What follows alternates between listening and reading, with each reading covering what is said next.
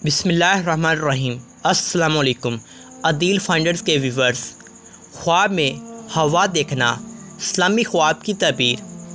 ख्वाब में हवा को देखना कैसा होता है?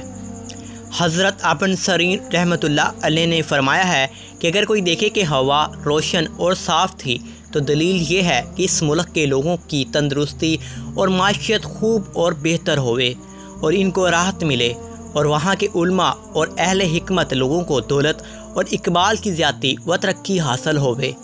और अगर देखे कि हवा तारीख व तीरा और गर्द ग़बार वाली थी तो दलील ये है कि इस मुल्क के लोगों को कोई गम व अंदावा लायक होवे।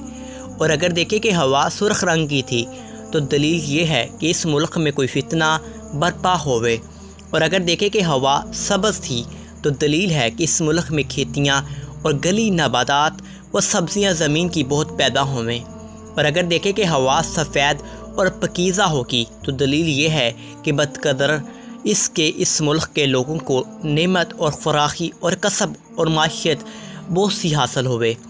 करमानी रहमतुल्लाह अलैह कहती हैं कि अगर कोई देखे कि हवा गर्दो ग़बार से पाक व साफ़ थी और सेहत चल रही थी तो दलील ये है कि कोई बेगाना बादशाह इस मुल्क में आए और इन लोगों को रंज और जहमत पहुँचाए।